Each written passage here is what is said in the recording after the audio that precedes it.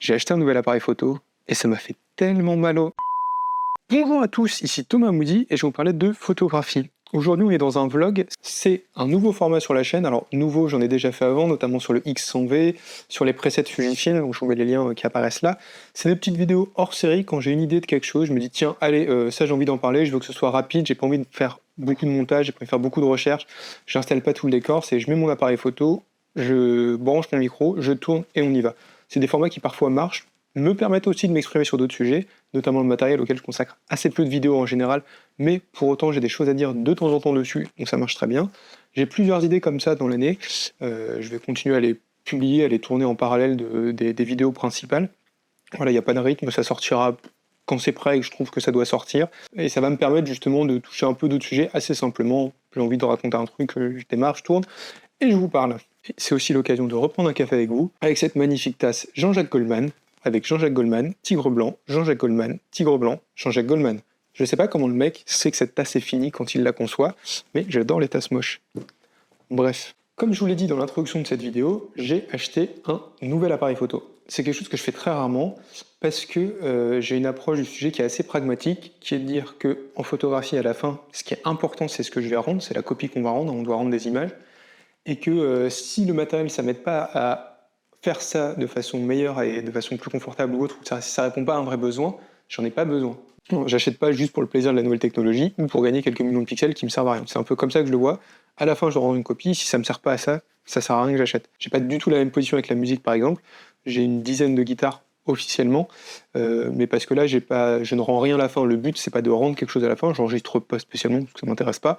C'est juste pour le plaisir de jouer chez moi et le plaisir de tester des différents formats d'instruments, différents sons, tout ça. Donc là, le plaisir, il est assez centré autour de l'objet aussi, parce que jouer sur telle guitare, c'est pas forcément le même rendu que sur telle autre. Donc là, j'ai pas de problème à en acheter plein, mais en photo, j'ai pas du tout la même démarche, et j'ai toujours ce truc de qu'est-ce que je rends à la fin. C'est pas pour autant que j'achète jamais de matos, hein. Vous vous doutez bien que si je tourne, c'est que j'ai un appareil en face de la tête. J'achète du matériel quand il répond à un besoin précis et qui m'aide à avancer. J'ai acheté un 750D à l'époque, il y a très très longtemps, quand j'ai commencé la photo, tout simplement parce qu'il me fallait un appareil, donc c'est une excellente raison d'en acheter un. Je suis passé au 7D Mark II après parce que je voulais un meilleur autofocus, notamment pour la photographie de rue, mais je voulais pas revendre toutes mes optiques Canon.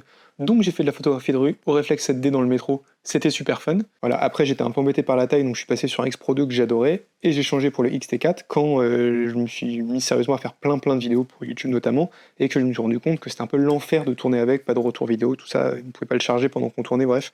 C'était un peu casse-pied, donc j'ai changé d'appareil, et j'ai toujours fait comme ça. Mais je garde dans ma tête l'idée que quand j'ai un problème en photo, si je me dis « Ah, faut que j'achète tel truc pour le résoudre », c'est souvent une mauvaise piste. C'est-à-dire que très souvent, le problème va être de mon côté, plus que dans l'appareil. Typiquement, je pourrais me dire « Voilà, faut que j'achète telle marque parce que les couleurs sont trop bien ». En vrai, c'est peut-être juste à moi d'apprendre à retoucher. C'est un exemple fictif parce que c'est pas un problème que j'ai eu, mais vous comprenez l'idée de base quand je vous dis ça. Et j'ai un problème que j'ai essayé de résoudre comme ça, et ça a pas du tout marché, ça a duré pendant des années, et je me suis dit que ce serait intéressant de vous en parler. Pour la simple et bonne raison que voilà, j'ai la position sur le métal que tout le monde connaît, et que ça permet un peu de nuancer ça, de montrer que en fait, des fois, ça arrive que le matériel ce soit la solution, que de passer à la caisse, ce soit la solution. Mon problème, il est tout simple. Vous savez que j'ai une photographie banal urbain, c'est comme ça que j'aime bien dire, le banal urbain, un peu de photographie de rue, un peu new topographics, j'aime bien le terme, mais je me reconnais dans les travaux que j'aime et dans ce que je veux faire un peu des fois dans l'esprit. Il y a une proximité qui me plaît. Après, je sais pas si c'est la bonne étiquette, et voilà, mais c'est un peu pour vous donner un ordre d'idée. Donc, théoriquement, je suis pas comme un photographe de portrait ou un photographe de paysage qui va se déplacer pour aller à un paysage précis, le photographier, revenir. Moi, ce que je peux photographier, ça peut arriver tout le temps. Ça peut arriver quand je vais chercher le pain. Il y a des photos qui me hantent comme ça parce que j'avais pas d'appareil au moment de les prendre. Typiquement, je suis parti chercher ma fille il y a quelques semaines chez sa nourrice, et c'était une heure hivernale, le soleil se couchait, la lumière était orange, et elle est tombée sur une espèce de palmier, je pourrais dire. Je sais pas si c'est vraiment un palmier dans le nord, mais ça y ressemblait. Je vais appeler ça un palmier devant un mur de briques, et en fait la lumière était orangée, c'était magnifique, et j'ai eu l'impression de revenir dans le sud des États-Unis pendant une fraction de seconde, et j'avais pas mon appareil. Ça n'a pas duré longtemps, j'ai été chercher ma fille, au retour il y avait plus rien, mais voilà, il y avait ce moment, c'était que celui-là, et c'est un trajet que je fais tous les jours, parce que je me dépose, je vais le chercher tous les jours, et ça s'est pas reproduit depuis. Et ça me hante, parce que je me dis merde, j'ai raté une image. Et des images comme ça, j'en ai raté beaucoup au fil des ans, parce qu'il y a un appareil qui m'a toujours fait envie, que j'ai pas osé acheter, en me disant, c'est pas l'achat du boîtier qui va changer quoi que ce soit, c'est moi le problème, c'est à moi de faire un effort pour contourner ce problème de avoir besoin de l'appareil tout le temps sur soi. Donc l'appareil c'était quoi? Alors au tout début c'était le Ricoh GR2, mais le GR3 m'a fait très envie à sa sortie, parce qu'il était petit, compact, et je me suis dit tiens, si je le prenais, je l'aurais tout le temps sur moi, je pourrais faire plein d'images, je pourrais faire toutes ces images que je prends pas parce que j'ai pas toujours mon appareil. Et après je me suis dit bah en vrai si t'as tout le temps ton appareil sur toi, bah, ça contourne le truc, et c'est pas un problème de matos, c'est un problème de toi qui doit penser à le prendre, qui doit avoir un petit sac, une connerie, le laisser prêt dans l'entrée, mais c'est à toi d'avoir le réflexe de l'avoir et de t'en servir. Et j'ai testé plein de choses pour faire ça, et ça n'a pas marché, et force est de constater qu'il a fallu passer à la caisse. Alors j'ai testé quoi? J'ai testé de prendre mon XT4 avec lequel je tourne, donc je peux pas vous le montrer, mais dans un petit sac, de le laisser toujours dans l'entrée de chez moi. J'ai un petit sac Billingham qui est à la bonne taille pour mettre l'appareil, un sac dépliable et deux trois conneries. De le laisser dans l'entrée. Le problème c'est que je le prenais de temps en temps, mais pas souvent, parce qu'au final c'est lourd un appareil. Alors je mettais le zoom avec pour pouvoir être polyvalent, mais ça prend quand même du poids, ça m'encombre, et souvent juste pour aller faire un trajet de 5 minutes, je me dis allez, je le prends pas, il va rien se passer. Et ça arrive plein de fois qu'à l'aller il y a des nuages et il n'y en ait pas au retour, que je change de trajet parce que je fais une petite course finalement à dernière minute et il y a un truc chouette, enfin bref, ça arrivait souvent que je l'ai pas, et ça marche pas comme solution tout simplement pour moi. J'ai testé aussi tout ça.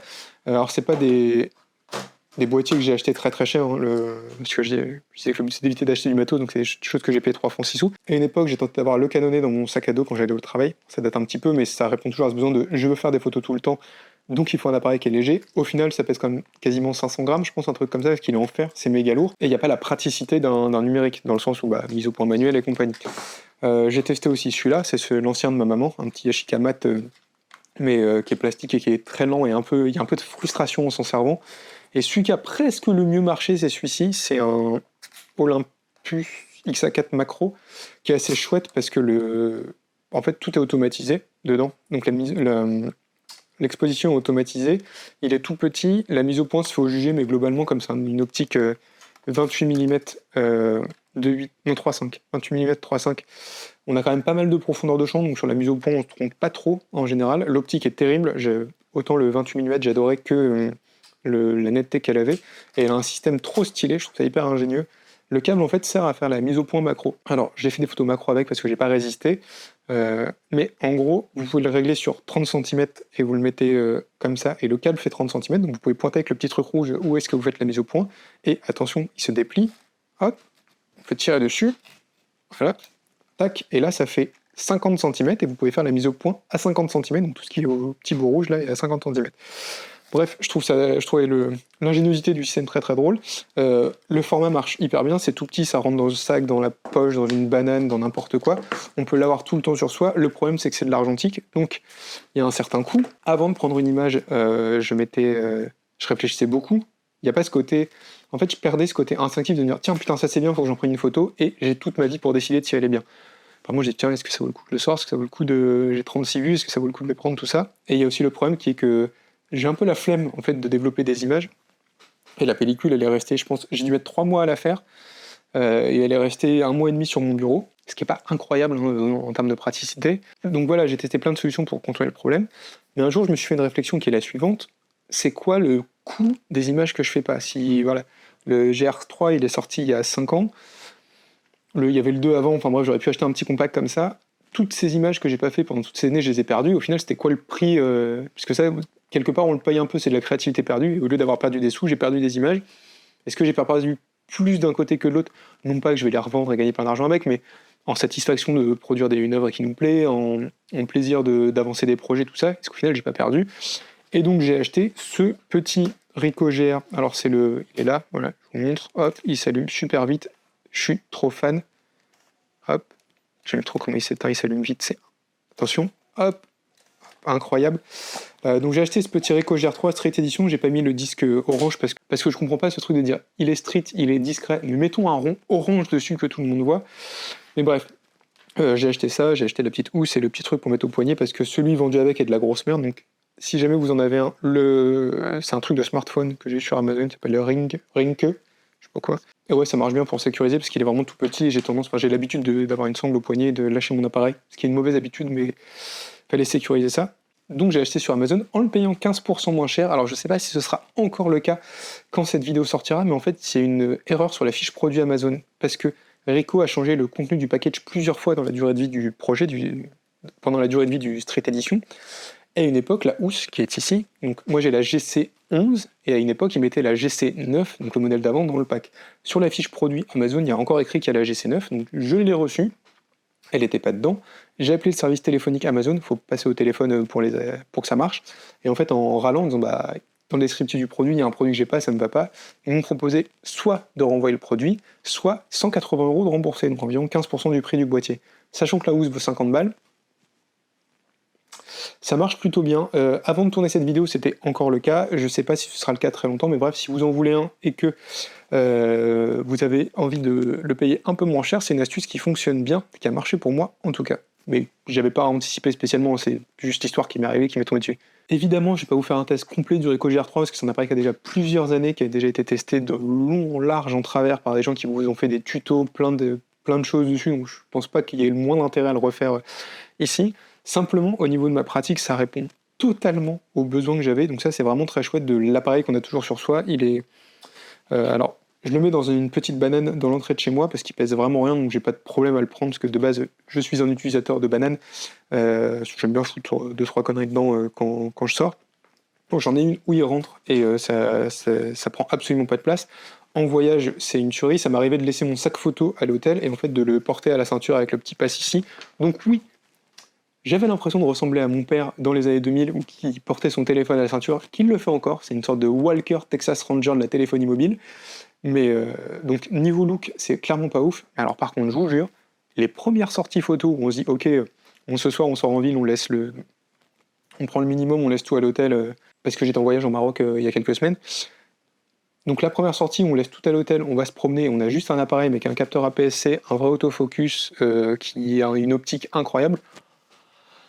Chat, le bonheur. Donc oui, j'en suis très content. Comme je viens de vous le dire, je suis parti au Maroc une semaine. Je pense que j'ai dû faire 70% de mes photos avec, parce que vraiment, j'ai adoré. J'ai fait beaucoup de photos sur la route. Je vais faire un article de blog, je pense, pour raconter un peu tout ça, montrer les images en détail. C'est pas le but de rentrer là-dedans ici.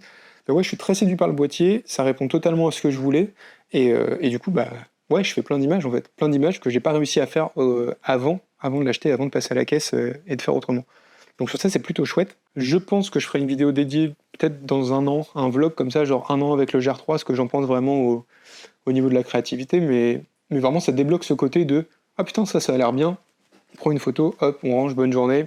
Voilà, on réfléchit plus, on peut voyager léger, faire plein d'images, et ça c'est quelque chose dont moi je ressentais le besoin. Après, ça peut pas marcher pour tous les photographes, c'est pas le but de cette vidéo. Le but de cette vidéo, c'est de vous dire que, ok, le matériel, c'est pas la solution à tout, vous n'allez pas devenir un meilleur photographe en passant à la caisse, ça marche pas comme ça, mais qu'il y a quand même des moments où, bah, ça sert à rien de tortiller du cul pour chier droit, et si c'est ça qu'il vous faut, c'est ça qu'il vous faut, quoi. Et je trouvais cette réflexion intéressante, et j'avais envie de la partager avec vous. Vu qu'on parlait de voyage, du fait de voyager léger, de pouvoir faire des photographies rapidement, tout ça, et de pas trop s'emmerder, c'est un produit que m'ont envoyé KF, ça. Ils m'ont envoyé, c'est pas un truc, ils m'ont pas demandé de faire de vidéo, c'est pas une collaboration commerciale, ils m'ont dit tu veux tester, j'ai dit oui. Ils m'ont filé, j'ai essayé, je trouve ça cool. Donc je vous en parle, c'est des petites batteries, donc c'est KF Concept, donc ça c'est celle pour le XT4. Et en fait elles sont trop bien, pourquoi? Parce qu'elles sont rechargeables via un port USB-C dessus. Et ça, je trouvais ça super pratique, parce qu'en vacances, d'habitude, je prends le chargeur Fuji avec 2 emplacements, ce qui prend de la place dans la valise, et j'ai jamais besoin de charger 2 batteries en même temps. Et avec ça, c'est cool, parce que j'ai mon chargeur téléphone qui charge mon appareil parfois, où je peux juste partir avec mon appareil, une batterie neuve et laisser la batterie se charger à l'hôtel avec le même chargeur. Donc on a un chargeur qui fait tout, qui charge aussi le Ricoh, tout ça. C'est très pratique. Donc si jamais vous êtes dans ce cas-là, vous pouvez regarder ce qu'ils font. Moi je trouvais que c'était cool et c'était bizarre que ça n'existe pas avant. Bref, c'est tout pour moi, c'est terminé pour cette vidéo sur le Ricoh GR3 où on ne parle pas du Ricoh GR3 quasiment, mais vous comprenez l'idée et le fond de la vidéo. Si vous voulez voir les photos du Maroc, elles sont sur mon compte Instagram, j'ai commencé à les partager, et je vais me mettre tranquillement à écrire l'article. Je voulais que cette vidéo sorte d'abord pour pas réexpliquer tout ce que je viens de vous expliquer là dans l'article et me concentrer sur les images du Maroc. Vous pouvez en profiter pour télécharger mon livre qui s'appelle 10 outils indispensables pour votre projet photo. Je parle pas d'acheter des appareils, mais il donne d'autres conseils qui sont sans doute très bien aussi. Et comme c'est un vlog et que je sais pas quand sera la prochaine vidéo, je vous dis à la prochaine. Salut!